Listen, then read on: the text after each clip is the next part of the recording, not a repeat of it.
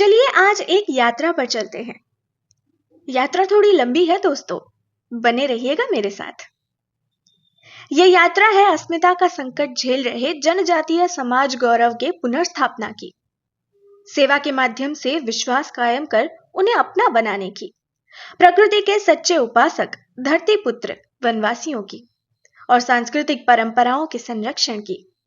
राष्ट्रीय स्वयंसेवक संघ की पहली पीढ़ी के स्वयंसेवक बाला साहब देशपांडे जी जब संघ की योजना से वर्तमान छत्तीसगढ़ के जशपुर में 1948 में एरिया डेवलपमेंट ऑफिसर बनकर पहुंचे तो वहां का वनवासी समाज अस्तित्व की लड़ाई लड़ रहा था।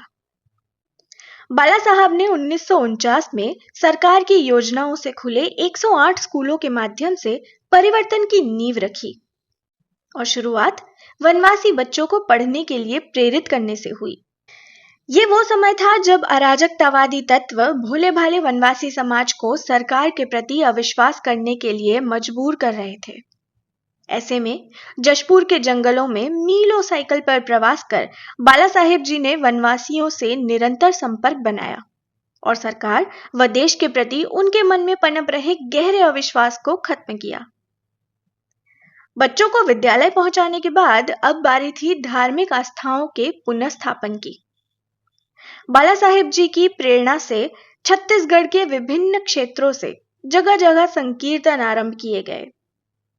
वनवासियों के कल्याण के कार्य को गति देने व पूरे देश में इसका प्रचार करने के लिए संघ के तत्कालीन सरसंघ चालक श्री गुरुजी की प्रेरणा से 26 दिसंबर 1952 को जशपुर की धरती पर 13 बच्चों के साथ पहला छात्रावास आरंभ हुआ। प्रार्थना, सूर्य नमस्कार, खेल, तुलसी रामायण पाठ, देशभक्ति गीत, नियमित व्यायाम के साथ साथ पढ़ाई, यह जशपुर के पहले छात्रावास की दिनचर्या और बाद में प्रारंभ हुए सभी छात्रावासों के लिए प्रेरणा स्रोत बन गया। शाखा की तरह ही आश्रम के छात्रावासों में शिक्षा, संस्कार, अनुशासन व खेल के माध्यम से जनजातीय समाज के आत्मगौरव के पुनर्स्थापना की यात्रा शुरू की। वन और पर्वतों के जीवन को अनुशासन की डोर में बांधने में दिक्कत तो हुई, किंतु धीरे धीरे बच्चों में आए बदलाव में युग परिवर्तन की आहट सुनाई देने लगी। आज वनवासी कल्याण आश्रम द्वारा देश के विभिन्न राज्यों में 232 छात्रावास चलाए जा रहे हैं, जिनमें से 55 बालिकाओं के लिए है। यहाँ पढ़ाई के साथ साथ तीरंदाजी, मलखंभ, कबड्डी जैसे पारंपरिक खेलों को समाज में पुनर्स्थापित करने के साथ साथ फुटबॉल जैसे आधुनिक खेलों का भी प्रशिक्षण संगठन के माध्यम से दिया जा रहा है। प्रांत से लेकर राष्ट्रीय स्तर तक आयोजित किए जाने वाले खेल महोत्सवों ने छात्रों के साथ दुर्गम जनजातीय क्षेत्रों में आश्रम के द्वारा चलाए जा रहे 2300 से अधिक खेलकूद केंद्रों से जुड़े युवाओं को भी उनकी प्रतिभा को परखने का मौका दिया है। एकलव्य खेलकूद प्रकल्प ने जहां देश को तीरंदाजी में राष्ट्रीय अंतर्राष्ट्रीय खिलाड़ी दिए, वहीं वनवासियों को उनकी जड़ों से जोड़ने में भी महत्वपूर्ण भूमिका अदा की। संघ की प्रेरणा से 26 दिसंबर 1952 में संस्था के रूप में वनवासी कल्याण आश्रम का गठन होने के बाद अभी तक संस्था ने समाज के सहयोग से देश भर में सेवा कार्यों की विशाल श्रृंखला खड़ी की है।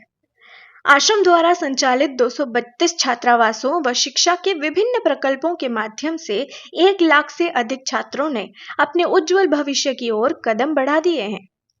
संगठन द्वारा अनौपचारिक शिक्षा केंद्र, संस्कार केंद्र, एकल विद्यालय चलाए जाते हैं, तो कुछ प्राथमिक एवं उच्चतर विद्यालय भी चलाए जा रहे हैं। युवा विद्यार्थियों के लिए कंप्यूटर केंद्र एवं 10वीं 12वीं के बच्चों के लिए ट्यूशन सेंटर भी संस्था के माध्यम से चलाए जा रहे हैं। युवा विद्यार्थियों के लिए कुछ स्थानों पर नीट और JEE की कोचिंग भी आरंभ की गई है।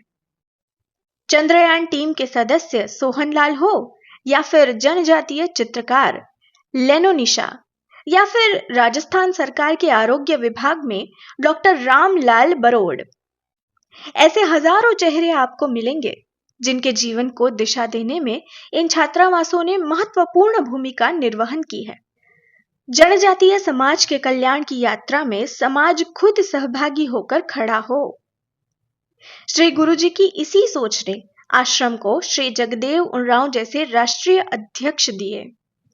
पहली बार संघ से जुड़े जगदेव सन 1968 में जशपुर के छात्रावास में शिक्षक के रूप में जुड़े और फिर 1995 से 2020 तक यानी 25 वर्षों तक वनवासी कल्याण आश्रम के अखिल भारतीय अध्यक्ष रहे।